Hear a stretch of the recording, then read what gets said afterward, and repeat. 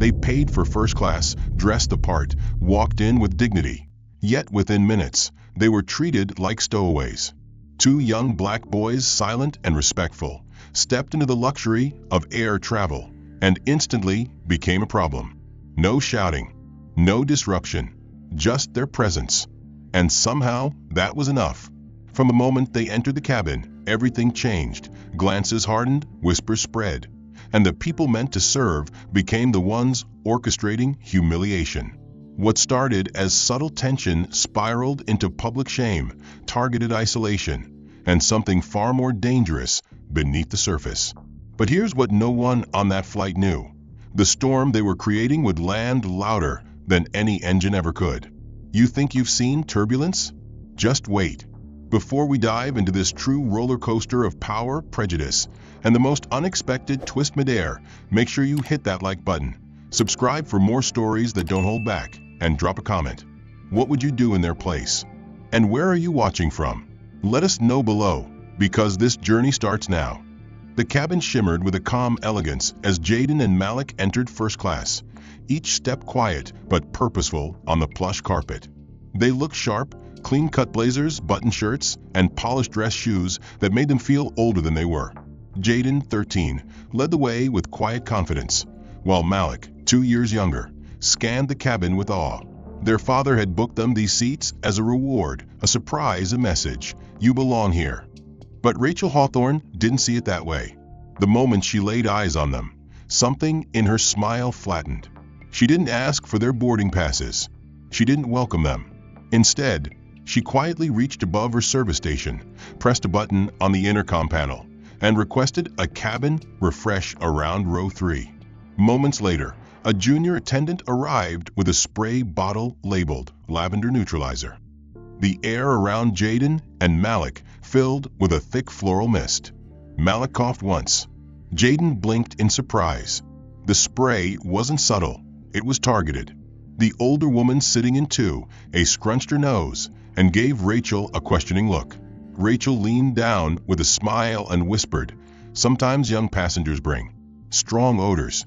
You never know what they've been around." She let the implication hang. The woman gave a tight nod and turned back toward her wine. Jaden tried to ignore it. Probably just standard procedure, he told Malik. But he didn't believe it, and neither did Malik, who now sat stiff, blinking through the fog. Minutes later, Rachel returned. She carried a roll of colorful stickers used for passengers who needed medical assistance or extra support. Without a word, she bent behind Malik's seat and pressed a bright orange label to the back of his jacket. It read, "Needs supervision." Jaden noticed instantly. His stomach dropped. He reached over and gently peeled the sticker off, then held it in his palm like something radioactive. Rachel glanced back, feigned surprise, and said, "Oh, must have been a mix-up from the check-in desk. Sorry about that." But her eyes never apologized. The label had done its job. Passengers were watching. One man leaned in to his wife and murmured, "Huh, looks like some kind of behavior flag." A teenager in row 4 pointed and whispered something to her mom. Malik shrank into his seat, shoulders folding in. Jaden clenched the sticker in his fist. They hadn't even taken off yet. A few minutes passed. Rachel began offering pre-flight refreshments, white wine, sparkling water, towels warmed and folded into neat squares, but skipped row 3 entirely. The boy in 5C got offered coconut water twice. Jaden and Malik got nothing. When Jaden raised his hand slightly, Rachel turned her back and stepped into the galley. Malik looked over, eyes wide but silent. "Don't worry," Jaden said, barely louder than a breath. "It's fine." But it wasn't. A couple rows back, a passenger muttered, "I miss the days when first class meant something." A woman across the aisle replied, "They really are letting just anyone up here now."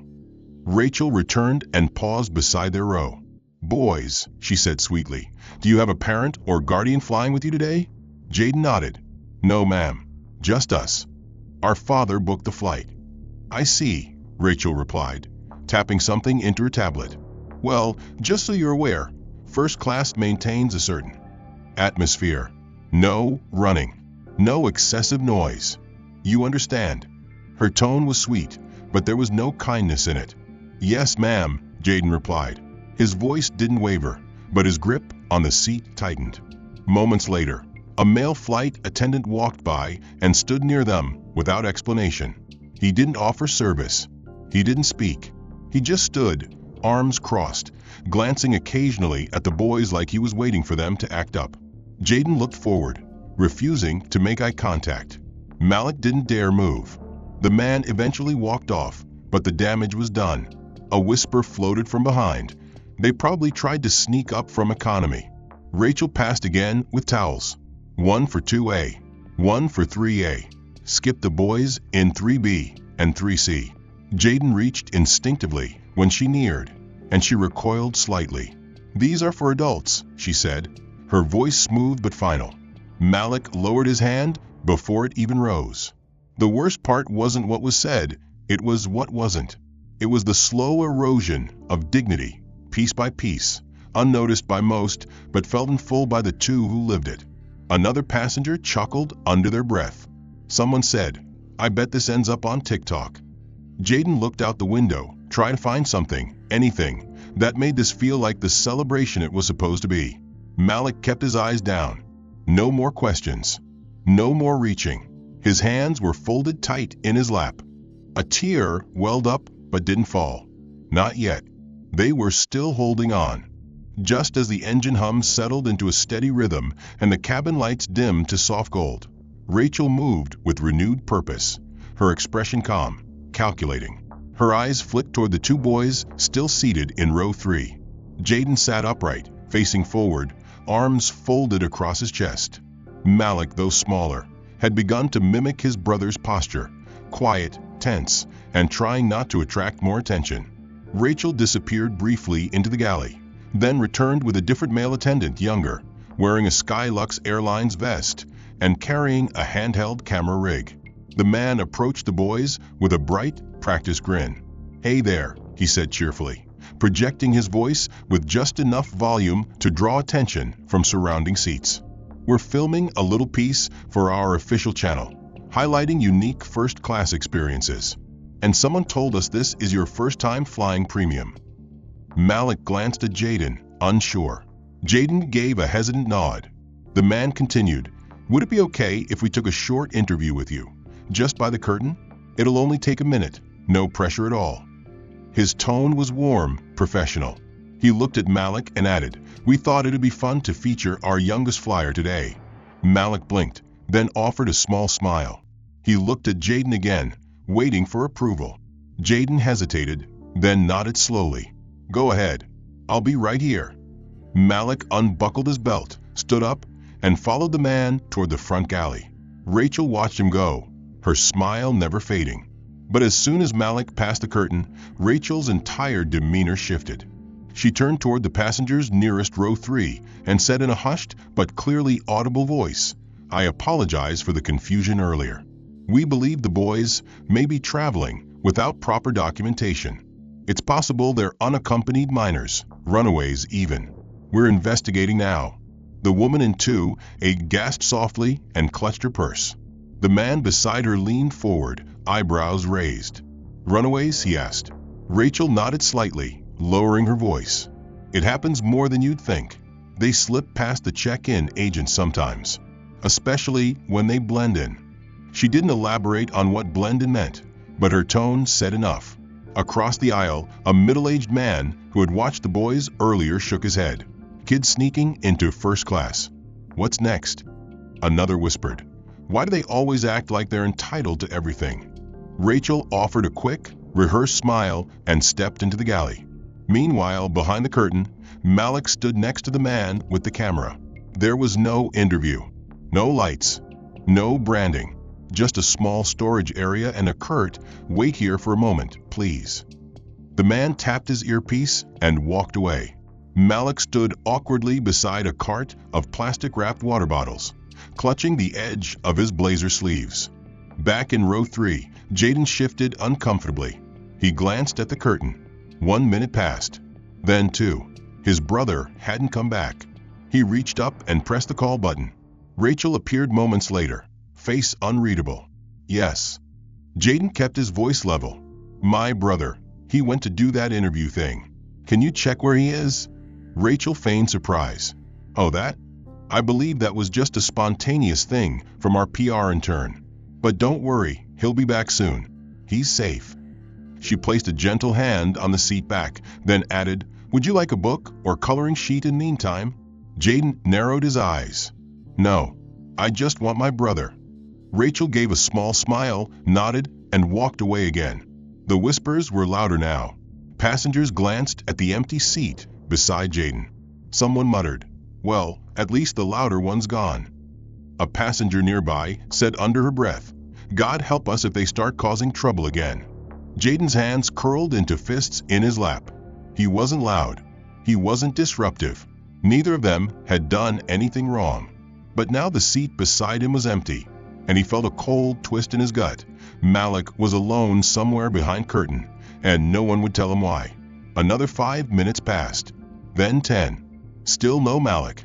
Rachel returned and leaned in close. We're just double-checking some security protocols. You understand. Safety first. She smiled thinly and moved on. Jaden swallowed the growing lump in his throat.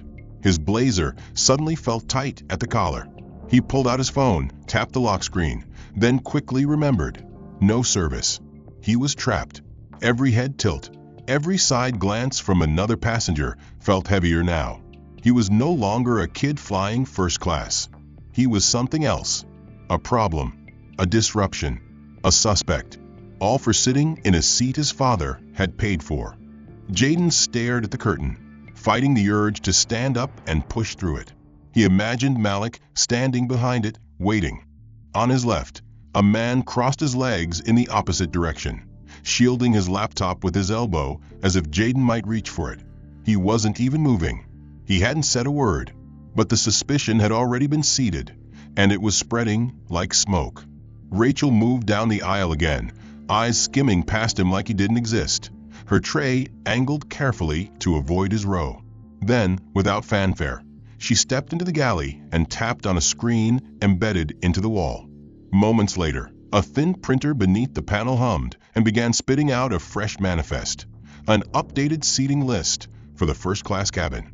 Rachel glanced at it, checked something, and slid the page into the clear sleeve mounted beside the cabin door. Then she returned to her tablet and began typing, her lips pursed. A junior flight attendant named Maya, barely out of training, happened to glance at the updated manifest as she passed by the door. She paused, frowning. Wait, she whispered to herself. Where's 3B and 3C? She tapped the sleeve, trying to smooth out the page. Their names weren't there, neither Jaden's nor Malik's. Rachel appeared beside her, as if summoned by thought. Something wrong. Maya looked up. I don't see those two boys on this manifest. Rachel leaned in, gave a brief glance, and nodded. They must have been seat errors. I've already flagged it to ops. Probably scanned incorrectly. Maya hesitated. But they're still seated and will be relocated shortly, Rachel said sharply. They're not in the system. If we're boarded full and we have VIP overflow, we have to protect confirmed seats. You know that. Her voice was calm, but Maya felt the warning in her tone. Just follow my lead. Then she walked off. Back in row 3, Jaden stared at the back of the seat in front of him, heart thudding louder with every second. The tension was no longer just around him. It was inside him. He kept replaying that moment when Malik stood and walked away. He should have stopped him. He should have gone with him. Something was off. Something was deeply, horribly wrong. He turned to press the call button again, but this time it didn't light up. He pressed it twice more. Nothing. No response. Rachel's voice echoed from the front of the cabin. Ladies and gentlemen, we'll be dimming the lights for takeoff. Please ensure your belongings are stowed. The overhead panels flickered, and just like that, the cabin dipped into a soft amber glow. Jaden's row, however, remained slightly darker. His seat's panel no longer displayed 3B above it. In its place was a small red tag, Main Check. He blinked. His eyes scanned the screen. The seat beside him, where Malik had been, read the same. Main Check. He looked toward the other rows. All other seats still showed numbers. 2A, 2B, 3A, 3D. Just not his. Not Malik's. Not anymore. The silence in his section thickened. The man in 2C noticed and frowned. "Why are those seats marked like that?" he asked aloud. Rachel, already approaching with a fresh round of sparkling water, replied smoothly, "Oh, those were technical error seats. Not assigned this flight. Cabin control mislabeled them earlier. We're resolving it. But there's a kid sitting in one," the man pointed out. Rachel leaned closer, voice lowered. "He's not on the manifest. It's being taken care of." The man nodded and said nothing more. Jaden sat frozen, every muscle in his spine rigid. A minute later, a different flight attendant, a broad-shouldered man named Kurt, approached him with a forced smile. "Hey buddy," he said. "Mind if I see your boarding pass again? Just to confirm." Jaden fumbled in his jacket pocket, pulling out the crumpled stub his father had printed for him. Kurt took it, glanced down, then back up with a furrowed brow. "Huh, not showing on my tablet here." He tapped a few times. "You sure this is your seat?" Jaden nodded, his voice catching in his throat. "Yes. My dad booked first class for both of us." Kurt looked at Rachel, who had quietly joined him. "We're not seeing his name on today's log." Rachel's face was all professionalism now. He might be a double scan. System sometimes ghosts entries if there's a glitch at check-in. We should move him for safety until we verify. "Move me where?" Jaden asked, the word shaky. "Just a seat in the back while we sort this out," Kurt said. "It's standard procedure." "No, my brother." Jaden stopped. He stood. "Where is my brother?" Rachel's expression didn't change. "He's being assisted. Separately. For your safety, let's move you now." Her tone sharpened. "We can't delay takeoff." Jaden looked around. Every face he met was blank, indifferent, or carefully turned away. Not one person spoke up. Not one hand raised in protest. To them, he was already erased. Not listed. Not seated. Not theirs to worry about. Kurt placed a firm hand on Jaden's shoulder. "Let's go." Jaden's throat tightened. The flight had taken off 10 minutes ago, and no one had come to update him.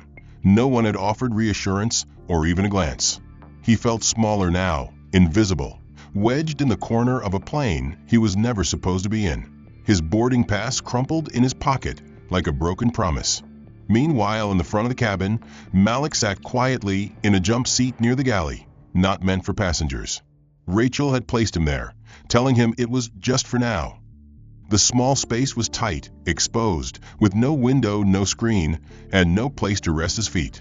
The curtain nearby offered no real privacy, just enough to keep him out of sight from first class. He shifted in his seat, but each move felt like an intrusion. 2 attendants walked past without acknowledging him. One even rolled a cart so close to his leg he had to tuck his feet in to avoid being bumped. Across the aisle, Rachel whispered to another flight attendant and gestured toward the small roller bags Malik and Jaden had brought. "We need those stowed," she said crisply. "We're running short on overhead space, and I don't want complaints from premium passengers." The younger attendant frowned. "But those were properly stowed in row 3. That area's empty now." "Exactly," Rachel replied.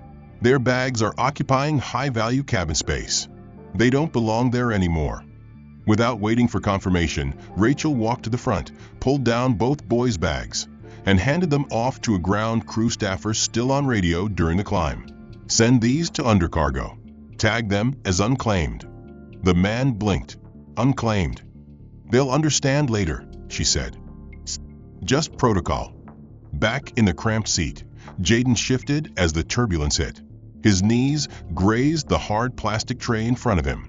The man to his right pulled out a noise-canceling headset and turned away. The woman on his left sipped wine from a plastic cup and didn't look at him once. He had never felt more out of place. Moments later, Rachel arrived in the back cabin. She crouched beside him, her smile hollow. "Hi there," she said, her tone sickly sweet. "Just a heads up, we had to relocate your carry-ons for space. Don't worry, you'll get them after landing." Jaden sat up. "Our bags?" he asked, voice tense. "Where did you put them?" "They're safe," Rachel said, cutting him off. We simply had higher tier passengers needing that overhead bin. But my brother's in the front, he said. He needs his bag. Everything's under control, Rachel said again, this time more firmly. You're in good hands. She stood and walked away before he could ask another question. Meanwhile, Malik sat clutching a small canvas pouch he'd pulled from his jacket. Inside was his old handheld game console, a scratched-up gift from Jaden years ago. It had been their shared escape on long car rides and hotel lobbies. He powered it on and let the dull glow light his face. The screen flickered to life. Just as he selected a game, Rachel reappeared. She looked down at the console, her lips curling. "What is that?" she asked. Malik looked up slowly. "It's just a game." Rachel exhaled with exaggerated disapproval. "You know, we try to maintain a certain image in this cabin. That thing looks like it came from a flea market." She reached forward. "Let me take it. I'll hold on to it for you." Malik flinched, holding the device tighter. "It's mine," he said. Rachel's smile didn't waver. "And you'll get it back after landing. We can't have worn-out gadgets lying around first class." She reached again, and this time grabbed it from his hands with a quick jerk. Malik let out a shocked breath. "Hey, no yelling," Rachel snapped, looking over her shoulder. "Do you want to worry the passengers?" She stuffed the device into a small black trash bag marked "Crew Disposal Only" and sealed it without hesitation. Malik stared at the bag as it disappeared behind a curtain. Rachel stood, adjusted her blouse, and walked off without another word. Malik bit his lower lip hard, willing himself not to cry. Not here. Not yet. Not where they could see. In the back, Jaden sat unmoving, his fists clenched under the tray table, knuckles white. He hadn't even noticed when his water had been served. The taste of the flight had turned metallic. He had not heard from Malik in nearly an hour, and the ache of being separated from his brother was no longer just emotional. It was physical, like a weight pressing into his chest, one heartbeat at a time. The man beside him had already adjusted his seat fully back, headphones on, blocking Jaden out completely. When the flight attendants began distributing the standard first-class amenity kits, plush blankets, soft headrests, premium headphones, sleep masks, and a warm towel tucked inside a leather pouch, Jaden watched, hopeful. He sat up slightly when the attendant neared. She handed one to the woman beside him, then to the man beyond, then rolled the cart forward, never even glancing in his direction. He blinked. Maybe she missed him. Maybe it was just a mistake. He pressed the call button, waited. No one came. 3 rows ahead, he saw Rachel smiling as she helped a man in a suit pick out his second drink. Jaden waited another minute, then unbuckled his seatbelt and leaned slightly into the aisle to catch the attention of the junior attendant moving back from row 17. "Excuse me," he said quietly. "I didn't get a kit." The young woman paused, then glanced down at her manifest, frowned, and said, "I'll check." She turned away and didn't return. Minutes passed. Jaden sat back again, trying not to let it get to him. He looked down at the blank tray in front of him, the empty cup holder, and the absence of anything resembling the service the other first-class passengers received. A pair of teenagers a few rows up were already watching a movie with wireless headphones. Another girl laughed with her mother as she scrolled through the in-flight menu on the seat screen. Jaden didn't even have a functioning screen. His had been turned off before takeoff, marked for tech inspection, same as the fake seat label above his head. Meanwhile, up front, Malik sat alone, knees tucked into his chest now, posture deflated. A crew member had passed him earlier and offered him a tiny plastic water bottle. No cup, no ice, no napkin. He hadn't seen Jaden in over an hour and wasn't even sure if his brother was still on the plane. Every few minutes, he looked up, hoping to see him through the curtain. He never did. When the food menus were handed out, Rachel passed large printed sheets to each passenger. Menus written in gold serif typeface with phrases like pan-seared duck, grilled salmon over truffle risotto, and organic ginger lemonade. But when she reached Malik, she handed him a different sheet. It was laminated with colorful cartoon animals in the corners and 3 printed items: hot dog, chicken nuggets, and milk carton. Malik stared at it, confusion written across his face. "This isn't the menu," he said. Rachel leaned down and smiled as if correcting a child. "That's the appropriate selection for passengers in your tier," she said. "It's easier on digestion and meant for younger flyers." "I'm 13, Malik replied softly. "I want the regular menu." "This is the regular menu," she replied without skipping a beat, then stood and moved to the next passenger. Malik looked around. No one seemed to notice. No one cared. When Jaden received his own menu, finally handed to him by a different attendant, it was the same cartoon-themed children's version. He unfolded it in disbelief. "Excuse me," he said to the woman who gave it to him. "I think this is the wrong one. I'm not a child." The woman blinked, looked at her manifest, then shook her head. "That's what you're listed under," she said. "It's based on your fare class." "But we paid for first class," Jaden insisted. "I was in row 3. She simply gave an apologetic shrug and walked away. From the corner of his eye, Jaden saw another passenger smirk. A teenage boy, maybe 16, nudged his friend and whispered something with a grin. Jaden didn't have to hear the words to know the intent. The humiliation wasn't loud, but it was precise, repeated, and calculated. It stripped away dignity with a smile, hid behind protocol, and made it impossible to argue without being seen as the problem. Food service began. Jaden watched the carts roll by with covered porcelain trays, the scent of butter and garlic wafting through the air. But when his turn came, he received a small tray with a single wrapped hot dog, a plastic cup of milk, and a sealed cookie. He stared at it. He wasn't hungry anymore. Rachel passed by and glanced down. "Make sure you don't spill anything," she said. "The upholstery is sensitive, and cleaning fees can be steep." Then she kept walking. Jaden placed the tray aside and leaned back in his seat, eyes shut, willing the flight to end, willing the next 3 hours to vanish. Malik, meanwhile, tried to open the milk carton with shaking hands. It spilled slightly, and the attendant in the galley muttered, "Figures." Rachel returned with a paper towel, tossed it toward his lap, and said, "Let's try to keep tidy. You wouldn't want to be the reason the other passengers get upset, would you?" Malik didn't answer. He just kept his head down. Rachel stood over him for a moment longer, then turned on her heel. At the back of the plane, Jaden opened his eyes and stared at the seat in front of him. It had a screen, but it showed nothing. A mirror, almost. He looked at his own reflection and barely recognized the face staring back. There was no smile, no joy, no sign of the boy who had walked onto the plane excited to fly like a grown-up. That boy had been stripped away, piece by piece, hour by hour. Jaden stared at the untouched meal on his tray as the cabin settled into that eerie mid-flight quiet, where people disappeared into their own curated bubbles of comfort. Headsets over ears, blankets pulled to chins, ambient playlists, and in-flight films drowning out the world. But he didn't have a headset, and his screen was dead, and there was no blanket for him to hide behind.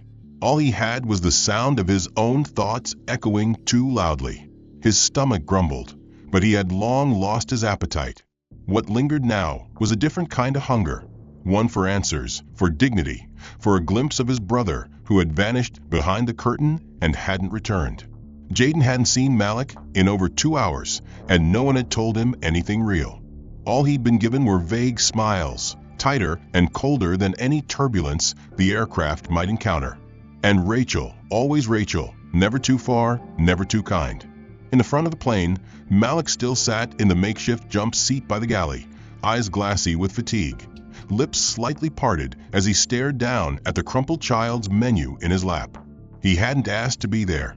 He hadn't misbehaved. He had just followed instructions, stepped away when told. And now he existed in limbo, a ghost in a luxury cabin. Rachel leaned against the counter nearby, typing quickly into her tablet. The flight's internal communication channel blinked, and within seconds, a silent system-wide flag was raised. It read, "Possible mystery passengers, suspect undercover evaluation from competing airline, initiate level 1 observation." She tagged both Jaden and Malik under a protocol reserved for covert auditors or security threats. The tag did not carry legal weight, but it gave her power, just enough to override usual service and restrict access, and more importantly, to justify why she had treated them as outliers. Moments later, a tech crew member entered the cabin from the front hatch, wearing the dark gray uniform of ground diagnostics. He moved with an air of purpose, holding a maintenance tablet and a checklist clipboard. Most passengers barely glanced at him.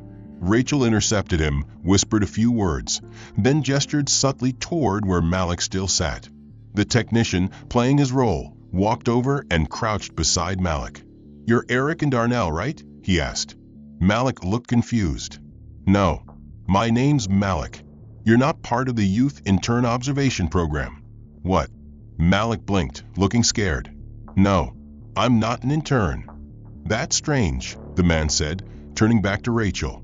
"We were told 2 youth participants were seated near the galley, part of the airline diversity outreach."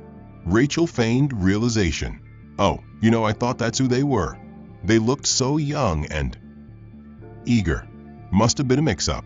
The technician shrugged, made a few taps on his screen, and left. But the seed had been planted. Malik's legitimacy as a passenger had just been publicly questioned again. He now sat with a cloud of uncertainty draped over him like a warning label. Meanwhile, toward the back, Jaden's seatmate finally left to use the restroom, giving him a brief moment of mental space. He shifted slightly, trying to stretch his legs, but before he could adjust, a flight attendant approached him with a clipboard. "Sir, can I verify your full name for our records?" Jaden looked up. "Why?" "Routine," she said. "Security's request." Jaden hesitated, but answered clearly. "Jaden Langston." The attendant flipped through her list. Her brow furrowed. "I don't have that name." She tapped again, then showed him a screen. 2 names were listed, Eric Davis and Darnell Thomas. "That's not me," Jaden said, voice rising slightly. "I told you, my name is Jaden. My brother is Malik." "There's no record of that," the attendant said flatly. "You're not on our roster." "We were in row 3, he nearly shouted. "First class. Until she moved us." The woman stiffened, glanced around at the passengers who had turned their heads. "Sir, please keep your voice down. We can't disturb other guests." "You disturbed us," Jaden said through gritted teeth. "You erased us." "If you continue this behavior," she said sharply, "I will have to notify the captain." "Then do it." Jaden snapped. "Maybe someone up there still cares what the truth is." The attendant walked off without another word. Jaden sank back into his seat, his breath shallow, eyes stinging. The woman who had previously ignored him now leaned away even further, as if afraid he might combust. Up front, Rachel calmly typed another note. Row 24 exhibiting signs of stress, unstable behavior. Recommend monitoring until the boarding. Behind her, Malik tried to ask a question. "Excuse me," he said to a passing crew member. "Can I see my brother now?" The crew member ignored him. He tried again. Nothing. He was invisible. Minutes later, a business class passenger headed toward the lavatory noticed Malik sitting alone and frowned. "Is he okay?" she asked Rachel. Rachel smiled. "He's a junior intern flying for experience. We have to keep them separate for evaluation purposes. Airline policy." "Oh, how modern," the woman said, nodding. "He looks overwhelmed." "He's adjusting," Rachel said softly. "Some of them come from underprivileged schools. It's their first exposure to this level of travel." "Well," the woman said, "it's good they get to see how it works." Rachel's smile never cracked. The tension that had been quietly smoldering since takeoff now began to seep visibly through the seams of the aircraft, clinging to the walls like condensation. Jaden hadn't moved in nearly 30 minutes. His limbs had gone stiff, his mind numb, his throat sore from holding back the thousands of words he wanted to scream. No one had come to check on him. Not once. Malik remained out of sight. The minutes stretched endlessly, until even the seat beneath him began to feel unfamiliar, like he didn't belong in it, like the fabric rejected him just as much as the crew had. A sudden voice broke the quiet. "Everyone, please remain seated." Rachel stood halfway up the aisle, her voice laced with manufactured alarm. In her hand was a small black pouch, a worn-looking canvas case with frayed edges and a busted zipper. She held it up like it was toxic. "We found an unmarked item under one of the seats." Several passengers gasped softly. Jaden jerked his head up. That was his pouch. He recognized the stitching, the loose thread on the corner. It had been in his blazer pocket earlier, but he hadn't dropped it. He hadn't even moved. "Where did you find that?" he asked, rising slightly in his seat. Rachel's eyes met his, sharp and icy. "It was discovered beneath your seat. We need to treat it as a safety concern." "That's mine," Jaden said quickly, panic rising. "It's my pencil case." "I didn't." "Please remain seated," Rachel snapped, raising her voice. "Flight security protocol is in effect." A murmur spread across the cabin. Jaden sat back, his face burning. Across the aisle, a man shifted uncomfortably. A woman 2 rows up whispered, "Did you see him reaching earlier?" Another replied, "They always play innocent first." A flight attendant appeared and took the pouch from Rachel, walking it to the rear galley like it was explosive. Jaden wanted to shout, to explain, but the way everyone looked at him now, like a problem, like a ticking clock, made the words dry up in his mouth. Rachel returned to the galley, pulled out her personal tablet, and opened the staff messaging app. In the crew group chat, she typed, "Today's a perfect example of why we need better screening. Kids in first pretending to be VIPs. One left a mystery item under the seat. I'm not saying anything, but look at the pattern." Within seconds, a few reactions trickled in, thumbs up emojis, a shocked face, a comment that said, "We've all seen it before." From that point on, the looks from the crew grew colder. One attendant walked past Jaden and intentionally knocked his shoulder with a tray without apologizing. Another whispered something to her co-worker and glanced back at him with narrowed eyes. He wasn't just a misfit now. He was a threat. In the front, Malik sat hugging his knees. The lights overhead flickered softly, but the warmth they tried to offer didn't reach him. A flight attendant passed and stopped briefly. "You'll need to keep your arms down, okay?" she said, as if instructing a kindergartner. Malik looked up and nodded wordlessly. She moved on. A few passengers began to look over curiously. One man in business class leaned to his wife and whispered, "I think he's part of some security test. Maybe a juvenile case." His wife frowned. "So why let him up here at all?" Rachel returned moments later, stepped behind Malik's seat, and addressed a colleague just loud enough for those near her to hear. "They said he got flagged in the system. Something about unauthorized upgrades and ID mismatches." The other attendant blinked. "We let him board." "Apparently," Rachel said. "Some people know how to work the system." Nearby passengers began to shift uncomfortably. A mother reached over and pulled her child closer. Malik saw it. He saw all of it. Every look, every whisper, every silent signal that he did not belong. Rachel crouched down again, this time wearing a patronizing smile. "You doing okay, sweetheart?" Malik nodded, his voice stuck in his throat. "You'll be back with your brother soon. We're just making sure everything checks out." She reached out and patted his hand gently, then walked away. The pat didn't feel like comfort.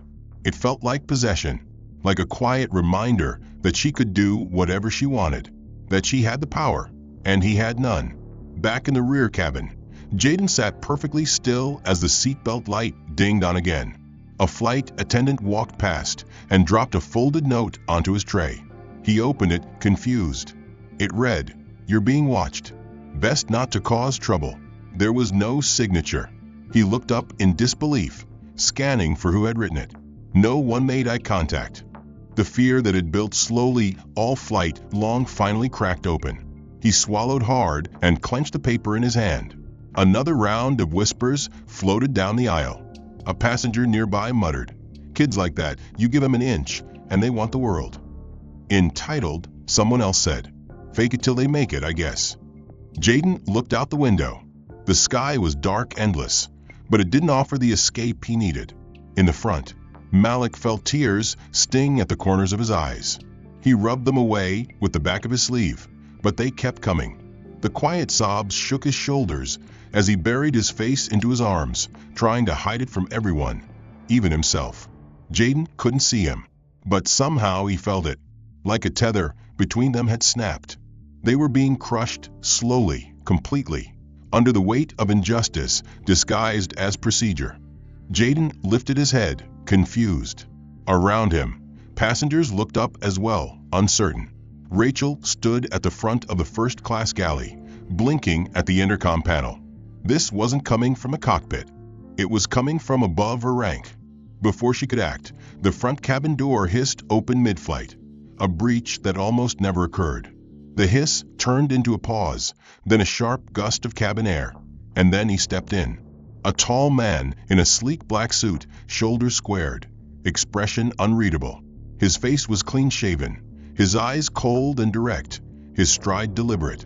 He wore no flight crew insignia, no airline ID badge, just a simple silver lapel pin shaped like a wing. It was the symbol used exclusively by senior executives of the airline's global board. Rachel stepped forward. "Excuse me, sir. You can't be in this cabin mid-flight. Protocol." He cut her off. "Who's responsible for passenger classification and VIP handling on this flight?" Rachel straightened, smoothing her uniform. "That would be me." The man didn't respond immediately. He reached into his coat and pulled out a phone. The screen lit up with a video call already in progress. On the screen was the face of a man everyone in the airline knew, but few had ever seen in person, Richard C. Bennett, founder and CEO of Polaris Sky International. Rachel's mouth opened slightly. The man on the screen spoke.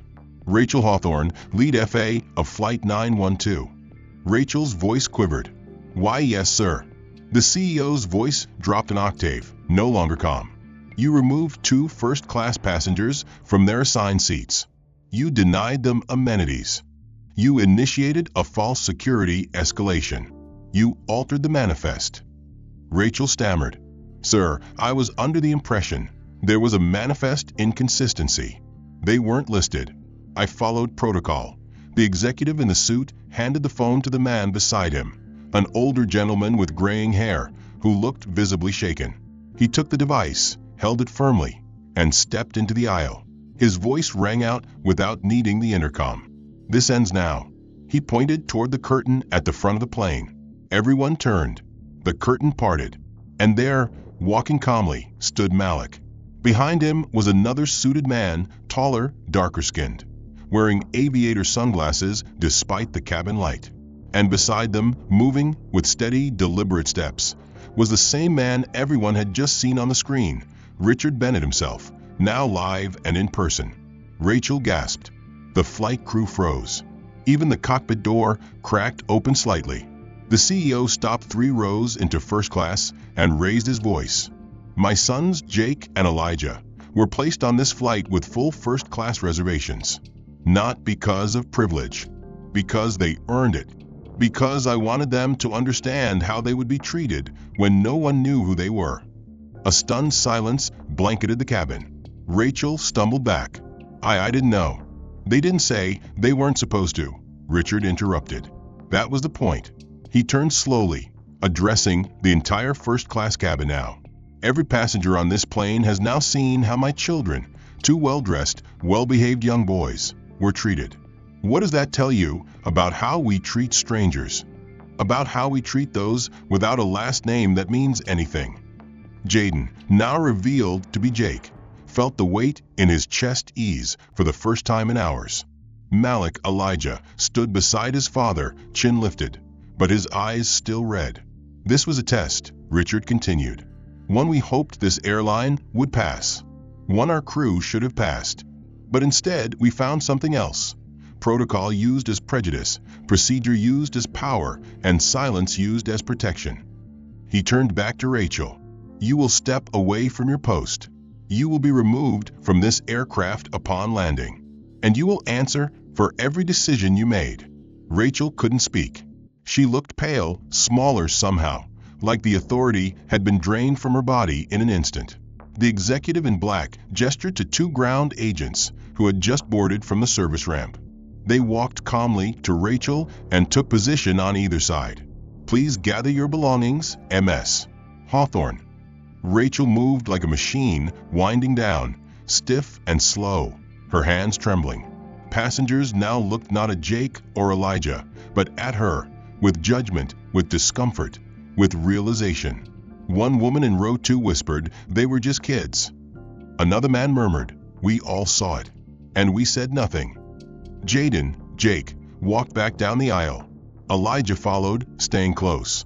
They passed the seat where Jaden had been stranded. He paused, looked at it, then kept walking. Rachel stood frozen at the front of the cabin, surrounded by silence, so thick it felt like the walls had closed in. Her voice had vanished, her authority stripped cleanly, not by volume, but by truth. The very same passengers who once avoided eye contact with the two boys now couldn't stop staring at her. Their expressions had shifted from complicit detachment to dawning horror. A few glanced at their own hands, at their untouched champagne, at the leather armrests they once gripped with pride. They had all seen it. They had all heard it. And none of them had stopped it. The captain emerged from the cockpit, his hat in hand, his face as unreadable as stone. He looked directly at Rachel, then at the two boys now seated once again in row 3, no longer suspect, no longer silent, no longer small. MS. Hawthorne, he said, voice low but firm. Effective immediately. You are relieved of duty. You will be removed from this aircraft upon landing and placed under internal review for abuse of authority, discrimination, and falsification of manifest data. Rachel's lips parted, her chest heaving as if grasping for something to say, but nothing came out. The crew didn't come to her aid. No one did. One of the junior attendants looked away, shame burning on her face. Another simply stepped back and placed the service tray on a counter, like she wanted no part in the moment. The captain turned to the cabin, lifting the intercom. Ladies and gentlemen, on behalf of Polaris Sky International, I extend our sincerest apologies. Due to a breach of ethical protocol and discriminatory treatment witnessed on board, your flight will continue without the presence of the crew member in question. She is being formally removed from service. For a moment, silence reigned. Then slowly it cracked. A smattering of claps, hesitant, unsure, then more, louder, sharper, until the applause rolled through the cabin like thunder. Rachel flinched as the first wave of it hit her. It wasn't for her. It never had been. It was for them. Jaden, Jake, and Malik Elijah. The two boys now seated upright, side by side, staring forward not with fear, but with the clear eyes of someone who had survived something ugly and now had witnesses. As Rachel was escorted toward the service door, her hands shook at her sides. One passenger, an older man in 4A who had laughed earlier when the boys were first questioned, stood up and stepped back to let her pass. He couldn't meet their eyes. Rachel paused just before the curtain and looked back, her face pale and drawn. She didn't speak. She simply disappeared. The silence after her departure was a vacuum. It didn't feel triumphant. It felt sobering. Then Elijah reached into his backpack and pulled out a slim laptop. Jaden gave him a small nod. The screen lit up. Files were queued. Presentations were prepared. No one noticed at first until the passenger in 2D leaned over and whispered, "Is he working?" The screen showed a Polaris board slide deck. Elijah typed a quick message and opened a virtual meeting window. The name under the call read, Elijah Bennett, Youth Strategic Advisor. The silence in row 3 deepened again, but this time it was reverent. The boys weren't just passengers. They weren't just sons. They were players in a game none of the others even knew existed. A young black boy, no older than 13, toggled through quarterly data, then minimized the chart to open an email draft titled, Board Level Report Behavioral Field Assessment, Flight 912. Jaden sat beside him, straight-backed, eyes scanning the flight log they had documented throughout the ordeal. Every slight, every phrase, every moment they were made to feel less than human. They didn't need revenge. They had the truth, and now they had the stage. Passengers watched in stunned silence as the boys worked, heads down, focused. The girl across the aisle quietly closed her makeup mirror. The man who had joked earlier pulled his blanket up and turned away from the aisle. One woman wept silently, not for herself, but because now she saw what she hadn't before. The curtain at the front of the cabin remained open. No one dared shut it. Elijah finished typing, then leaned over to Jaden. Subject line. Jaden paused, then smiled. Start with this. Let them see us. Elijah clicked send. The morning after Flight 912 landed, the world had already changed. The video, a 10-minute, uninterrupted capture of what happened on board, was everywhere. It opened with a shaky frame, Rachel leaning over a row, the sharpness in her tone unmistakable. Her words, her gestures, the looks exchanged with passengers, the silence of those complicit. All of it played in loop on every major news network. Underneath the footage, a bold caption: "This is what it means to fly while black." Social media detonated. Influencers posted side-by-side breakdowns of airline policy and civil rights law. Activists called for accountability.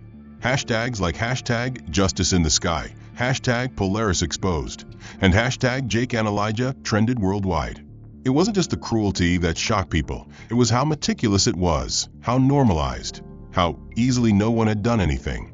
Rachel's name trended within hours. Her photo, once a polished corporate headshot, was now plastered with the label "Fired." Polaris Sky issued a preliminary statement: "We do not condone discrimination in any form." But it wasn't enough. By the afternoon, Rachel had been officially terminated, her employment record publicly revoked, her flight credentials stripped. But that was only the beginning. Investigators uncovered a thread of internal communications, a group chat among senior flight staff, where jokes about passenger profiles and gatekeeping the cabin look had been exchanged for years. Rachel wasn't the only one. 3 other attendants were suspended pending review. A 4th resigned before they could be questioned. In parallel, the board called an emergency press conference. The cameras zoomed in as Richard Bennett, CEO of Polaris Sky, took the podium.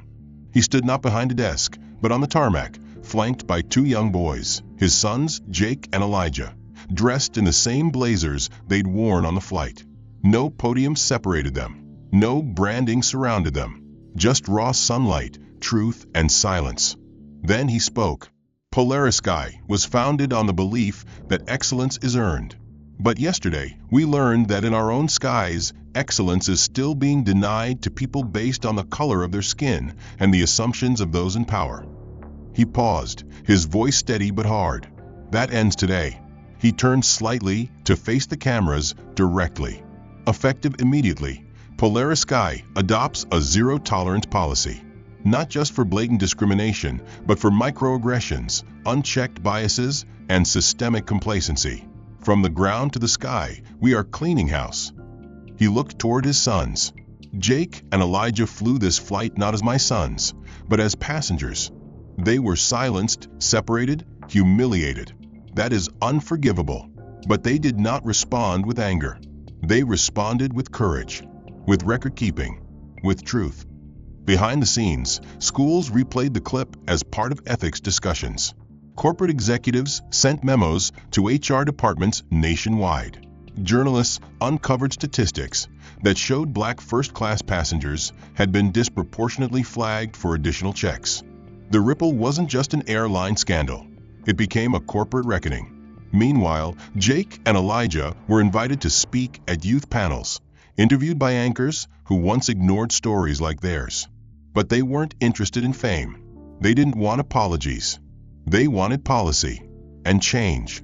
At a follow-up forum streamed live, Jake sat on stage with folded hands and said calmly, "It was never about free drinks or reclining seats. It was about dignity. That's all we wanted.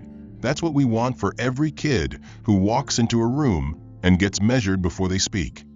Elijah added, "They didn't see us. Not until it was too late. But now they have to."